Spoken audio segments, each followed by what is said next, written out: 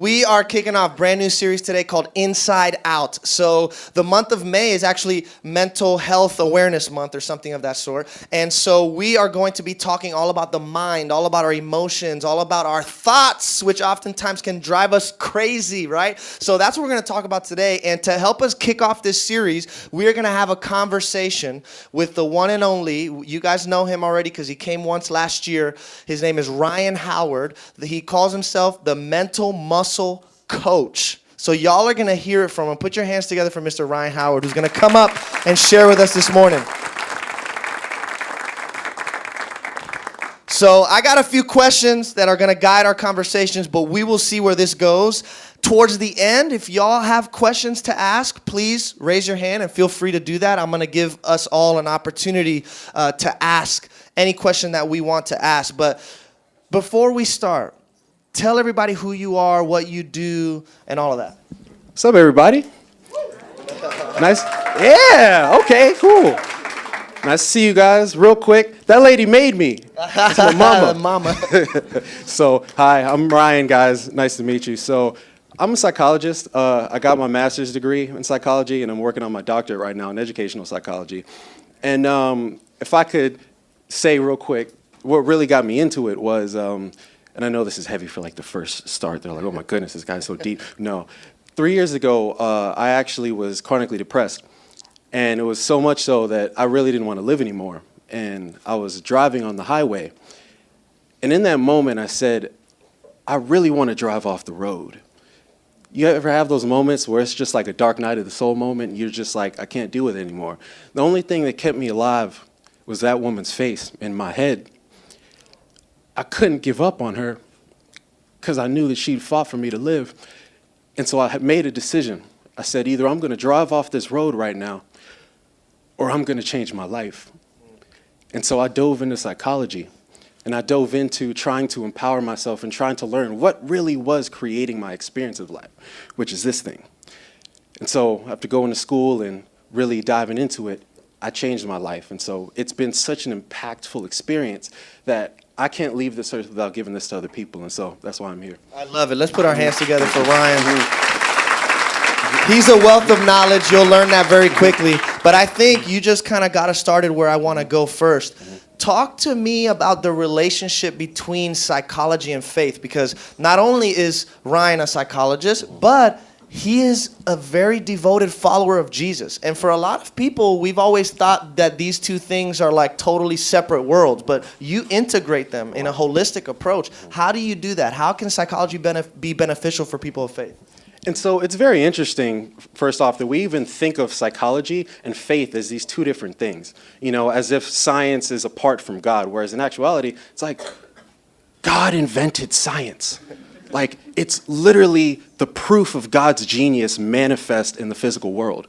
And so the amazing thing is when we dive into the science, we see what God's been speaking to us. We see God's grace, his power. You know, it's really amazing. And so I'm going to be talking about it a little more today. I don't want to get too nerdy on you guys, because right now I still want you to think I'm cool. You know, I won't go nerd out on you. But it's just when we really understand, even Albert Einstein said, the reason why he was so into math was because he wanted to learn how God thinks. And so when we see science as the thoughts of God, the genius of God, and we take the blinders off, we allow ourselves to really see it all as unified. And that's when we get empowered to really be involved. I love that. I love that. So what are some of the misconceptions that people have when it comes to the mind and how it works? Because that's really what I want today to be about. I want us to learn how this thing works, because it's important. Yeah. Okay, so talk to us. Oh boy, where do I even start? Misconceptions. Well, 3 things I'll say is, first off, that your mind isn't fixed, it's not accurate, and most importantly, it's not you. So how many people have heard somebody say, this is just the way I am? Oh yeah, all the time, right? They talk as if they're just this way and it's fixed and they're going to stay that way. But in fact, it's the complete opposite. So there's this really cool word that I love to throw out because it makes me look awesome, and it's called neuroplasticity. But it's really a simple way of saying our mind changes based upon our experiences. So let's say, for example, if I wanted to learn how to play basketball, I mean, I do know how to play basketball, but let's pretend I didn't. And I said, okay, so I'm going to go out there and I'm going to shoot 100 free throws a day. that at first I may miss 89 out of the 100, and then I start to improve. Now, why is that happening? It's because my brain is identifying that I want to do this act. I want to shoot this free throw. And so it starts changing. It actually starts physiologically enhancing itself so that it can do that thing more effectively. And so when we look at that on the broader scale of life instead of just basketball, it's, wow, I can literally change the mechanism from which I alter and experience my life. And so that's empowering. And so why would we not want to know that? And that's the crux of psychology. So we can literally rewire our mind. Yes, yes. And we can choose to do that. Break down the 3 things that you talked about. What did you say the misconceptions we have? It's Right. not- So that's the first one, is that it's not fixed. And so now we know that we can change it because it's malleable. Second one is that it's not accurate. I love this one. So there's this man named Isaac Litsky, multimillionaire, extremely famous, multiple $100 million companies, and he's done all this himself. Interesting thing is he's completely blind. He can't see a thing, and the thing is, he really started to dive into this concept of sight and vision because he's like, well, you know, people see this sight as something that's holding me back, but I feel like I'm fine. I feel like I'm improving. So here's some interesting topics. Vision. Did you know that 90% of your vision actually comes from your brain? It doesn't even come from your eyes. Only 10% of your vision comes from your eyes. And so isn't that weird that your vision is coming from this thing in a black box that can't see anything? Doesn't that make you think that it might be a little bit inaccurate? There's of the entire electromagnetic spectrum that allows us to see things, we can only see 1/10 trillionth of it. So of everything that's possibly in this room, we can only see 1/10 trillionth of it. And we're using that to say, oh, I know what's in front of me. That's the same mindset that we use when we say, oh, the thoughts I'm having are correct. These emotions I'm having are legitimized. No, it's all inaccurate. Your brain is biased. It's trying to protect you. It's doing all these things that are not going to cause accuracy. So stop trusting it so much. When we stop trusting our mind, we realize that most of what it's doing isn't true. And so we then get to mold it more effectively. And so the last one, the most important one, is that your mind isn't you. Those thoughts that are going on in your head, those emotions. You know, we say the term I am angry, I am stressed, I am less than. And I recommend that you be careful about what you say after I am. Because I am is a statement of identity, and it is our power when we put ourselves into something. So when you say I am mad, you're putting the power, the being, the greatness that you are into that negative emotion. And so we need to understand that we're not our emotions, we're not our body, we're not our thoughts. Okay, so if I'm not my emotions, if I'm not my thoughts, if I'm not my body, what am I? Which is the quintessential question of existence in life. And so the way that I like to pretty much set it up is this way, because just me saying that you're not your body, you're not your mind, you're not your thoughts, you're like, what the heck is this guy talking about? Right. So every single person in this room, do you know that none of you have the same body than you did 2 years ago? I know that. Yeah. But on a cellular level. Yeah, I know. I walked into that. That was a good one. So every year, 97% of your cells are replaced by entirely new ones. So that means who you were, the body you had 2 years ago, it's completely different. It's gone. So you can't say I'm my body, because how can you be something that's completely replaced? Then there's your thoughts. Your thoughts are literally created by a group of cells the size of a peanut in the left hemisphere of your brain. So are you a peanut? Are you doomed to be ground up and served as nut butter? I hope not. So you can't be your thoughts either. And then there's your emotions. And your emotions are nothing more than the end product of your experiences being filtered by your conditioning. So if you had a parent that gets angry every time the Patriots win, when you see somebody walking in a Patriots jersey and you punch them in the face, I wonder why you did that. That's all an emotion is. And so when you are not that, when you realize you're not that, what is left? What is left? And that's the connection between spirituality and psychology, is because they both say the same thing. You are the space in which that occurs. that the same way that God is spaciousness, that he is the unlimited energy that flows through all things, we are the same exact thing. That when you look at, if you were to talk to, let's say, a top-notch physicist, she would tell you that your body is nothing more than a dynamic field of energy, information, and intelligence. Intelligence. If you were to ask them what the universe is, how the universe was formed, what is the basis of the universe, they would say a dynamic field of energy, information, and intelligence. And so you are intelligence. You are that energy that influences everything, that has the power to do everything. How empowering is that? No. How empowering is that? That you are literally that which can do anything. So who are you to tell yourself that I can't change my life, that I can't find happiness, that I can't create a new situation for myself? You're limiting yourself. So essentially, all of the limitations that we have in our life are limitations that we place on ourselves with our thoughts and our beliefs. Right. The limitation is, or rather the mind perceiving the limitation is the limitation. If you change your mind, you change your life. And that's why the Bible says, be ye transformed by the renewing of your mind. Boom. That's good, people. Yeah. Mic I'm drop. just trying to internalize it. I'm trying to internalize it. So I like how one Christian, he was a paleontologist and a theologian by the name of Teilhard de Chardin. And I like him because he's a very scientific guy. And he used to have this statement where he says that we are spiritual beings having a human experience. I love that because that gets back to like our identity, who we are at the core of our being, you know, as that awareness behind our thoughts. So when we can learn how to create that space between ourselves and our thoughts, when we no longer identify with our thoughts and with every thought that comes into our mind, now you begin to garner the power to recreate your thoughts, to change your thoughts into thoughts that are aligned with the reality of how things are and who God is and who you are and what this is. And that's the importance of why I'm telling you that you are not those things. Because you can't, because those things are tools. Your emotions are a tool. Your mind is a tool. How can you use a tool if you think you are it? I dare you to think you're a knife and then cut a loaf of bread. That's awesome. So how are you going to do that with your mind? Right. And so this is the importance of that disidentification, of separating from it, because it's exactly that. Right. That it gives us the power to change it. Yeah, I love it. I was going to say something and I forgot. Oh yeah, no, me too. But this guy's like a Wikipedia, dude. He's like all this. He's like, oh, since you bring that up, and then he has all these facts. There's 7 trillion billion things. Like, jeez, man, making me look bad.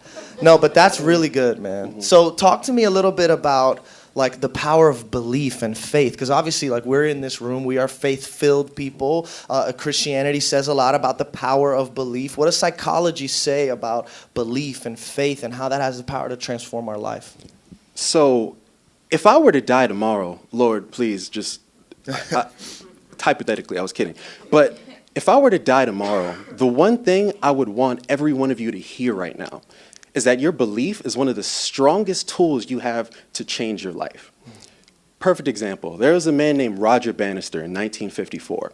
He was the first person to run the 4-minute mile. And before that, they thought it to be literally impossible.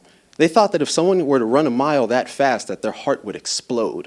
And so respectively, nobody wanted to do that, and those who tried failed. And yet he did it in 1954, first person.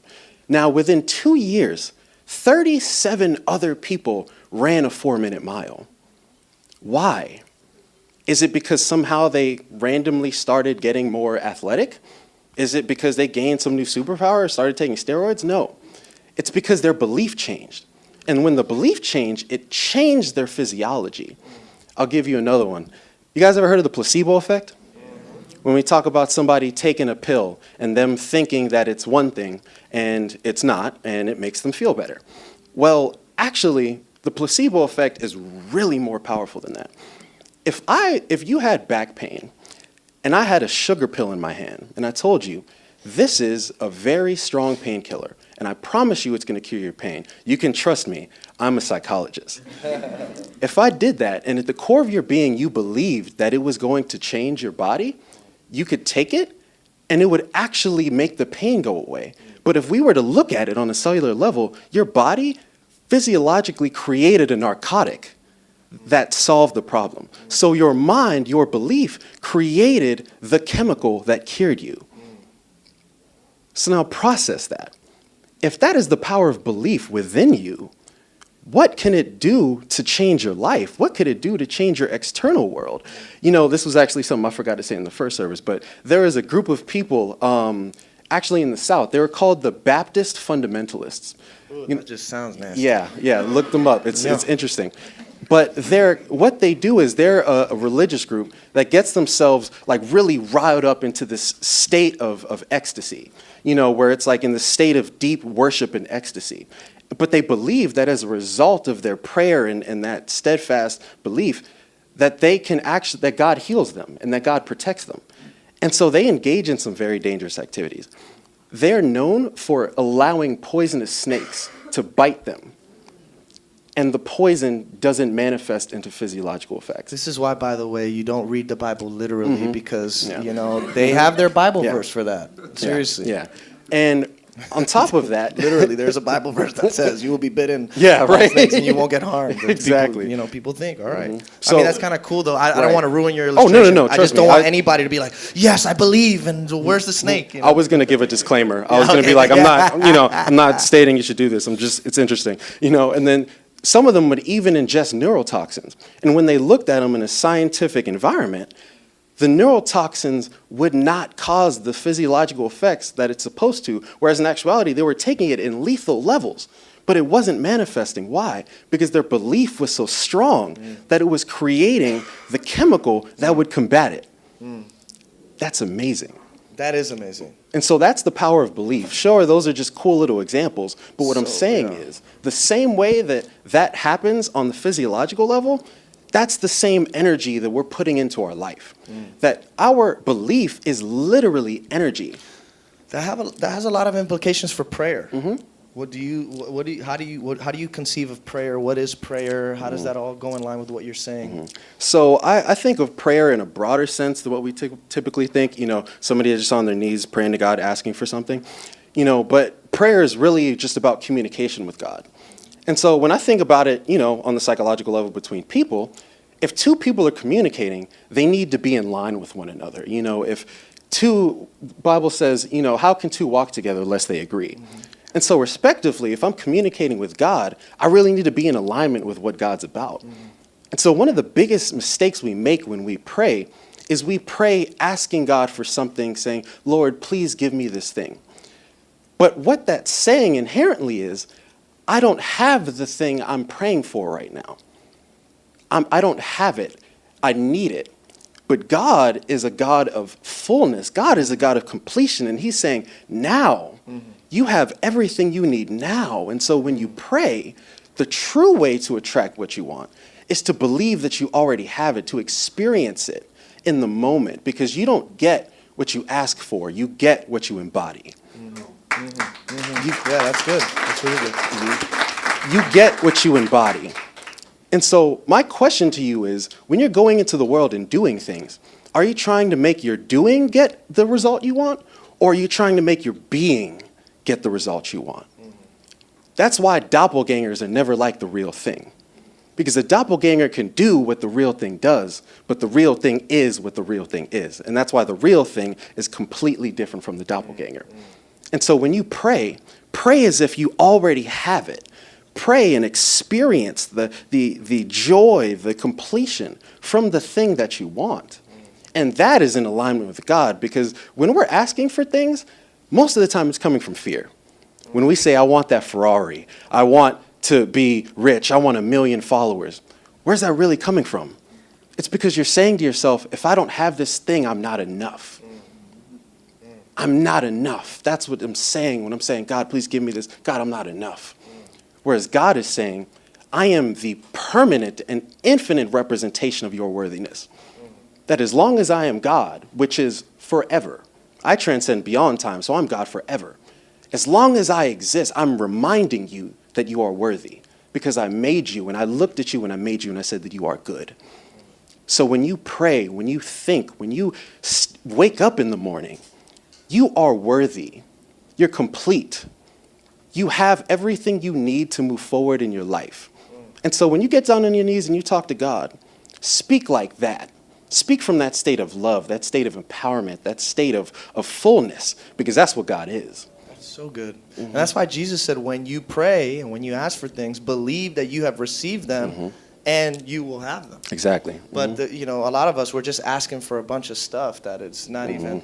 I mean, when I talk about believing that you receive what you're asking for and you already have it, I don't think it's so much about like external stuff. It's more about the condition of your heart. It's more about what's happening within you. Right. And like you said, when you can realize that God is enough, when I already have everything I need to live and to thrive in life, whether I have a lot or a little, that's the key that unlocks everything. Yeah. And eventually, like Jesus said, when you put first the kingdom of God, everything else gets added. Yeah. Can I make you guys feel awesome about yourselves for a second? Is that okay with you? Please. Is that okay with you? Okay. So just to show you how powerful you really are, I'm going to make it literal. I'm going to literally tell you how powerful you are. So you are composed of 50 trillion cells, right? Every one of your cells has a negative charge inside of it and a positive charge outside of it. What does that mean? Every one of your cells is a battery with 1.4 volts. 1.4 times 50 trillion is 70 trillion volts of energy in every single one of you right now. Whereas a taser, if you tased me, that would be only 50,000 volts. Taser, 50,000, you 70 trillion. You are that powerful. And that power you put into everything you do. You have the ability to manifest both internally and externally with 70 trillion volts of energy. And so, number one, that's the one thing. Can you guys give a hand for yourselves, please? You guys are pretty awesome. But there's some implications with that, true. If all of us are 70 trillion volts of energy, that means you should really be careful who you're next to. Because some of us are more fearful. Some people are scooting away, right? Some of us are more fearful of getting struck by lightning than the 70 trillion volts that are next to us. And so you really need to be aware who's around you. You need to be aware of the energy that people are putting into you because you're absorbing that. Because, by the way, energy doesn't just stay within itself. Energy interacts, it intertwines. So everybody in here, their energy is feeding off one another. Our brains are communicating without us even speaking. And so who you're around is important. And also, what you're thinking is important. What you're feeling is important. Because all of that is energy transfer. We talk about psychology like it's some nebulous thing. No, this is energy. And so what's your energy? What's the energy of the people around you? What's the energy that you're investing in the things you love? When you go home and you look your spouse in the eye and you tell them you love them, what type of energy are you giving them? Are you really giving them an energy that's conducive to love? Or are you shocking them with 70 trillion volts of negativity and hate or jealousy? And so when we really see the truth of this, and this is what I asked God to manifest through me today, was to make you start thinking differently about the thing between your eyeballs. The thing that's really controlling not only your ability to change your life, but that's controlling your experience of life. And so when you get this, and you get it in line with this, all of that comes into play. That's the beauty of it. That's really good. That's really good. I like that song too. Let's I know, go. right? Hey. All right, real quick, let's talk about emotions for a little bit. Okay. Because like my emotions drive me crazy sometimes. Oh yeah, me too. How do we manage our emotions? Is that even a thing? So the term emotion actually comes from the Latin emovere, which means disturbance. So emotion is disturbance or to disturb. And so the question becomes, what's being disturbed by those emotions? Why is an emotion a disturbance? How is it disturbing anything? I used to think my emotion was me. When I'd say I am angry, I thought I am angry. Or when I'm sad, I am sad. No, that emotion is disturbing you from the stillness, the peace that you truly are, the spaciousness that's within you, that space. I told you, you're the space in which all those things happen. And so when those emotions hit you, they're disturbing your peace. We think we need to find peace. No, you are the peace. It's not that the peace doesn't exist or that you can't find it. It's that you've got stuff in the way. And one of those things is emotions. So the question becomes, okay, so how do I get the emotions out of the way? You need to become the observer of them. You need to realize, number one, that you're not them. And number two, that they're merely happening as a result of your mind. I said it earlier, that they're just the byproduct of your experiences being filtered by your conditioning. And so when you see it as that, anger is no longer this gigantic monster that's running my mind. You know, people do some crazy stuff, and then you ask them why they did that, and they're like, oh, I was angry. You know, as if that like totally legitimized it. You know what I mean? But that's not the case. It's just a thing that's happening. It's a function of your mind. And so when you step behind it, you get to see it. And when you see it, you get to mold it, you get to shape it, you get to control it. And so I know we're going to hold off on the practicality aspect. I'll get into it then. But just know that that is the first step, that you need to see them and observe them and understand that it's not you. And it's important as you're doing that not to judge yourself for Right. being the way that you are. Exactly. And not because that was what my relationship was with my thoughts and my emotions for a while, especially when I didn't know how to make a distinction between my true self and my thoughts. Every time I would think a thought I wasn't supposed to think, Yeah. it was like, oh, why am I like this? And I would fight it and I would repress it and I would resist it and then I would deny it. Yeah. And not knowing all along that by doing that, I was making it worse. It was Yeah. becoming more and more powerful. It had more and more of a grip over my life, my anger, my lust, anything. And it's funny that you even just made the statement. You said, don't judge yourself for being the way that you are. No, don't judge yourself for being the way that your mind is. Your mind is literally designed to do all those things. When you realize that you have a part of your brain that's evolved over millions of years called the amygdala, which is your danger detector. That is where your fear comes from. So when I'm in a moment of feeling fearful, when I'm feeling scared to do a certain thing, I don't say, oh, Ryan, you're being a scaredy cat. I'll be like, man, that dang amygdala, man, he always messing with me, bro. This is stupid. And so why am I going to judge myself for this thing that isn't me? Yeah, eventually, you kind of just learn how to watch that stuff and you Right. laugh at it. It's like, oh, there he goes again. You know, getting mad about this, getting irritated at this. But you laugh at it and then you let it go. But if you're not able to create that distance and watch your thoughts and no longer identify with them, then that process becomes a lot more difficult for you. So judgment becomes unnecessary. You don't have to judge yourself for your imperfections. Now, you must be accountable for them and have the desire to change them. But when you have negative emotions, when you have negative thoughts, even if something bad results after it, understand that it's not you. So don't hate on yourself. Don't judge yourself. Because the thing you need to understand is that you are worthy. I don't care what you've been through. I don't care what you're experiencing. I don't care what you don't have. I don't care what you do have. You are worthy. But it's got nothing to do with your things or your accomplishments. You are worthy because God is the constant representation of that. You are just the energy. You are the greatness. You are the being. And nothing can take that away from you. So understand when you see that mind stuff happening, don't let it shake your worthiness. Right. Don't let it shake your confidence. Don't let it shake your inner truth.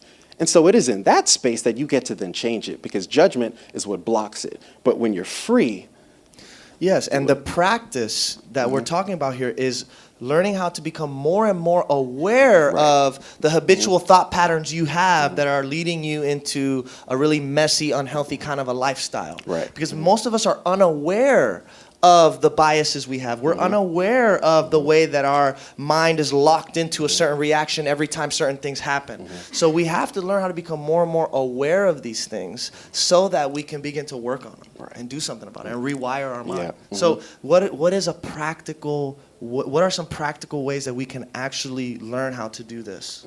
so the number one thing I'm going to say, and I know once I say it, everyone's going to be like, is meditation. And, yeah, thank you. Okay, nice. I usually get some hate when I say the word. But the reason why that's so important, we think of meditation as this thing where we're just sitting there and, I'm like thinking about what I'm going to eat later, and this is stupid. I want to get up. My butt hurts. This sucks. But it's important because I like tennis. I suck at tennis, but I like playing tennis. I'll play for an hour, maybe go have lunch, whatever. But imagine if I played tennis for 24 hours, how I would suffer tennis. And so that's how our thoughts are. Every single moment, we're taking in 400 billion inputs of data. All of that getting filtered, analyzed, given back. Every single moment that's happening. So now multiply that times the full amount of moments in an entire day. That's how much you're thinking. Geez, no wonder we hate our mind chatter. No wonder we feel like, I just can't get my brain to stop. You know why? Because you never hit the off switch. Yeah. And that's the power of meditation. Because you're giving yourself time away from stimuli, where stuff isn't knocking on the door of your mind saying, hey, look at me. Hey, look at me. Hey, you have an appointment at this time. Hey, you got to do this. Hey, you're hungry. No, you just get to be. And then when you start to do that, when you start to engage in that activity, that separation occurs. And so then you not only get to think about the separation between your mind and yourself, but you actually get to experience, wow, I'm seeing everything that I used to think was me. I'm now seeing it in front of me, almost like it's this like conditioned ball of mess. Listen, you when know? when you meditate, it's not. You're not floating in the sky and it's, oh, Jesus. You're not, okay, that's not what it is. You want to know what it is? It's 20 minutes of your mind just firing away. But when you can sit there and begin to watch it, then you begin to notice, I'm not doing this. My mind does this on its own. I wonder how often my mind on its very own goes towards negativity, goes towards anger, goes towards jealousy, goes towards insecurity without me even wanting to. So when you can learn how to see that and recognize that it's not you, oh, it's the biggest. Now, next time you're at Starbucks and the person in front of you gave you an attitude, or you're in the road and someone cuts you off and the thought comes into your mind, I'm going to just... you remember, oh, wait, there it is again. I don't need to go down that route. And of course, why would you want to? Because that's just going to bring more pain into your life, right? Like the way we've been doing it hasn't been working. And you know what? I think I know how to convince them. I know exactly how to convince them to start trying to meditate. So how many ladies do we have in here? Ladies. How many of you would like to age backwards? You know, because I mean, not everybody has my mom's gift where she's just stayed 27 forever, you know? But you'd like to age backwards, right? Okay. Well, meditation, they actually found increases your biological age. And the study where they found this was only in a span of 60 days, that it increased their biological lifespan. So there's these things called telomeres, which are like pretty much like, they look like little shoestrings at the end of the DNA. And so they measure your biological age. They had people meditate for 5 out of 7 days for 60 days straight. For a short period of time, I believe it was like a 20 to 30 minute span of meditation each one of those days. After the period of meditation, they studied their telomeres again. 74% of those people increased the length of their telomeres, which means that their biological age lengthened. But now on top of that, it downregulated their genes for tumor growth, for cancer, for inflammation, for a slew of other diseases, and upregulated their genes for growth hormone, all these different things that are conducive to better health. So just from those 20 to 30 minutes of meditation, it increased their biological age and it increased their health. That's pretty epic. That is epic. Yeah. And by the way, like he's talking about meditation in a very mechanical way, Right. as he should, because Right. he's a psychologist. But Christianity has a rich tradition Yes. of meditation and contemplative prayer and centering prayer, where it's not just this idea of watching your mind, even though it is that, but it's literally also sitting and resting in the presence of God.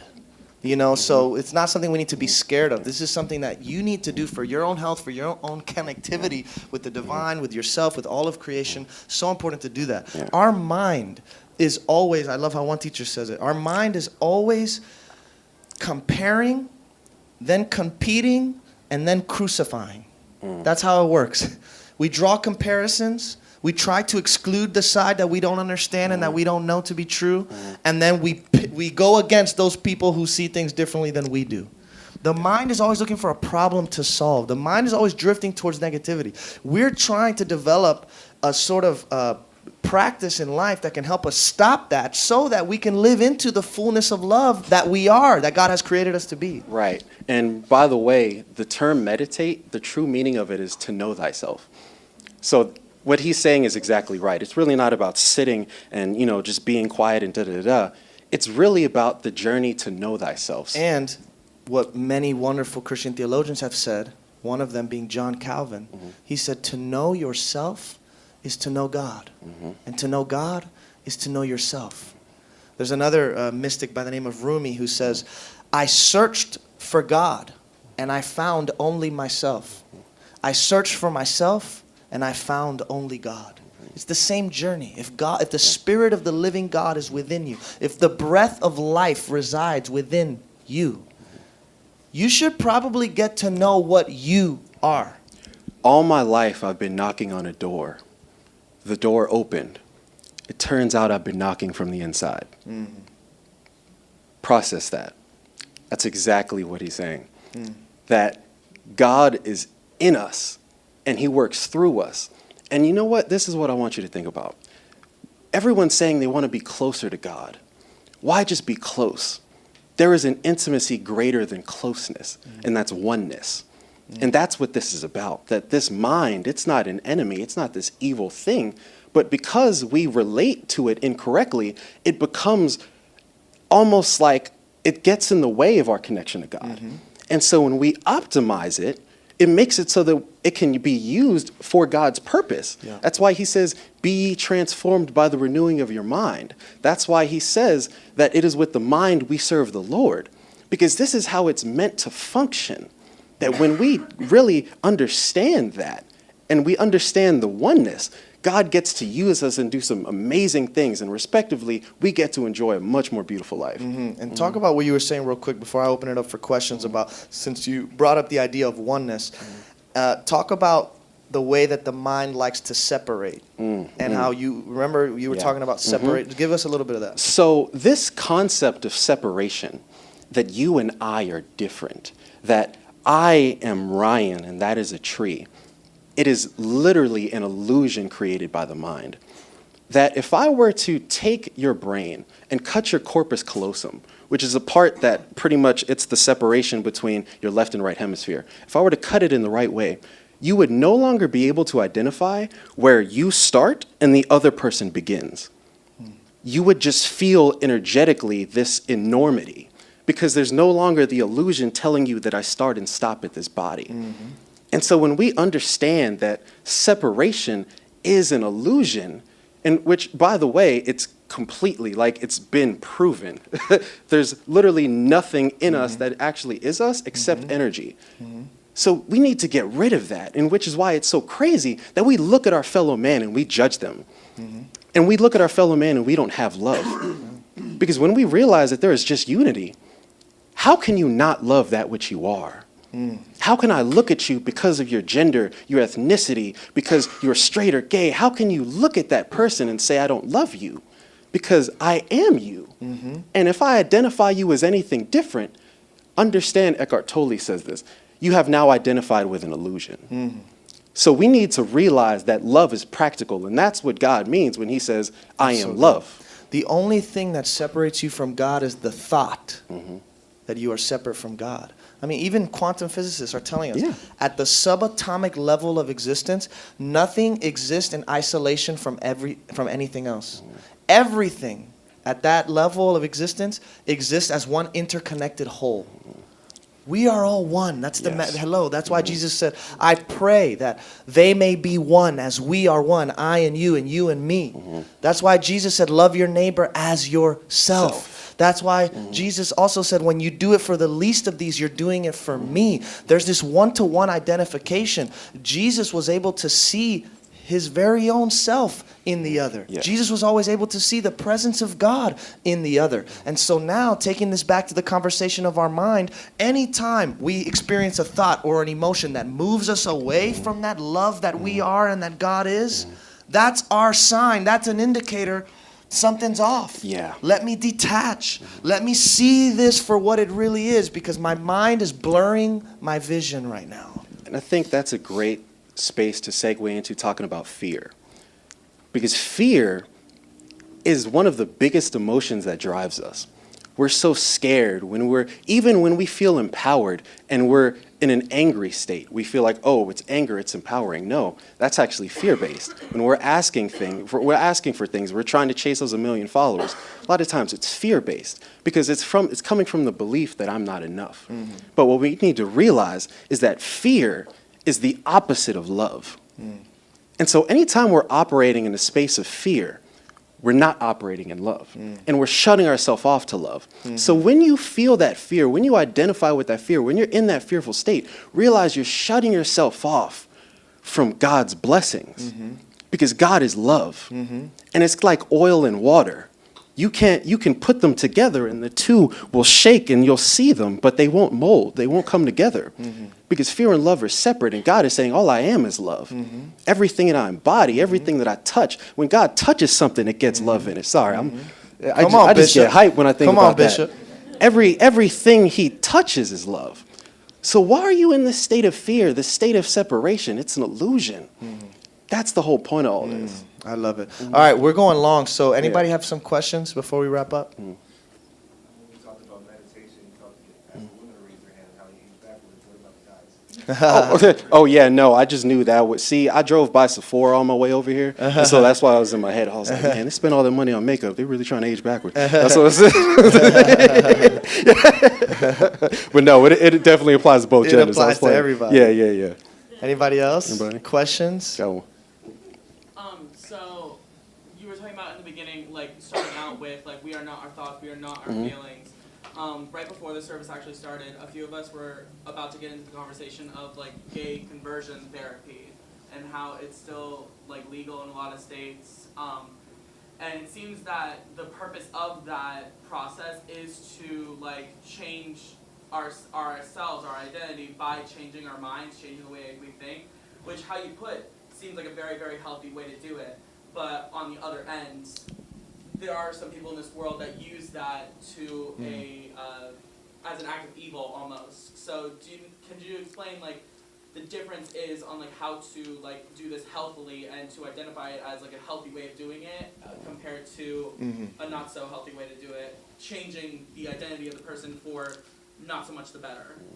So, am I cool to address this topic? Yeah. Okay, so essentially, I mean, when we think of this concept of gay and straight, I mean, it comes from a deeper place, which is really people trying to touch things that they really don't know what the hell they're talking about. I'm sorry, I just need to be real.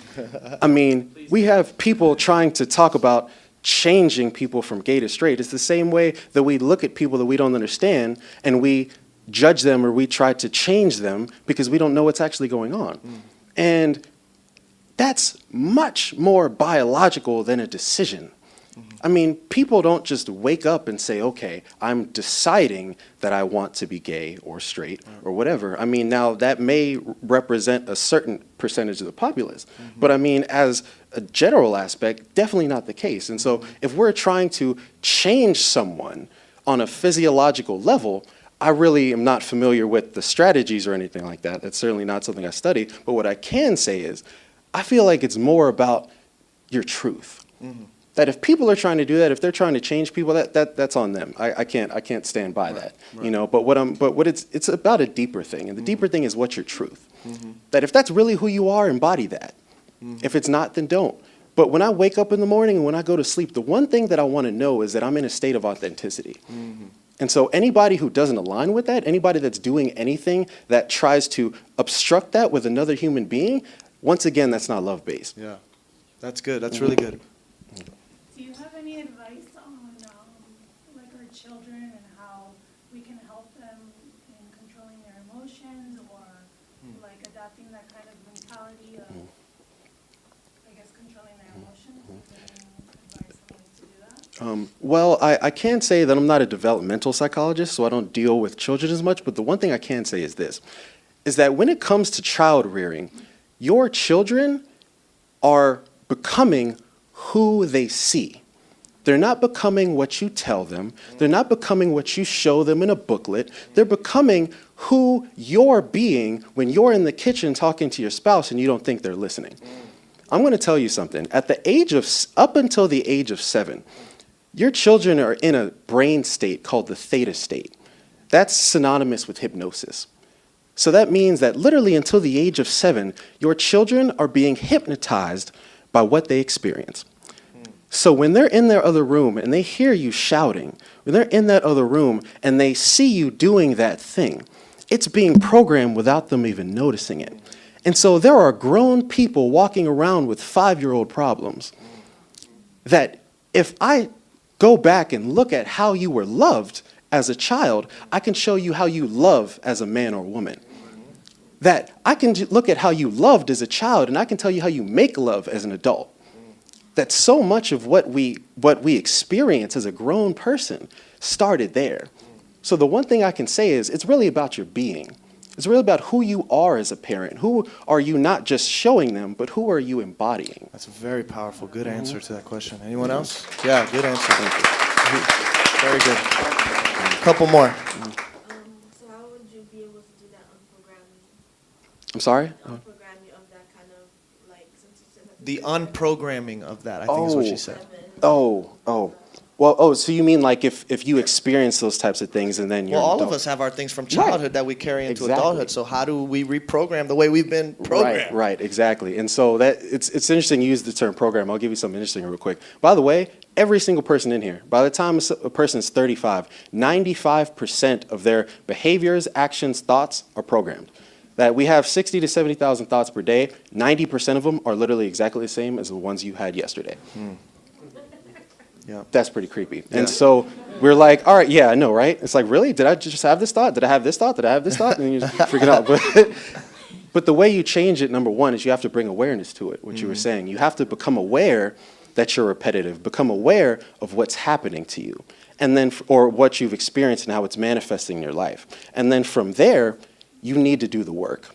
And so that's the purpose of therapy. I mean, I understand the purpose of therapy. My mom is a licensed marriage and family therapist. I didn't mention that she's the doctor. I learned half the stuff I learned from her. But that's really the purpose of it, is you need to do the work. Once you see it, you need to get into it and analyze it and see, what am I experiencing? How can I manage it? And so it's a process. But the first thing is awareness. Yeah, very good. All right, I think we're done. Let's give Ryan a hand. Real quick, can you tell everybody how to find you and hear more about what you have to say? Okay, so I don't know who has an Instagram in here, but my IG is Mental Muscle Coach. And thing is, I have a podcast. It's called the Mental Muscle Podcast. You can find it on iTunes, Google, Stitcher, all that kind of stuff. And I talk about all this, ranging from anxiety, mental health, love, relationships. I talk all that on the Mental Muscle Podcast. Would love for you guys to check it out. My name is Ryan Howard. So. We love you guys. Have a great rest of the week. We'll see you next Sunday.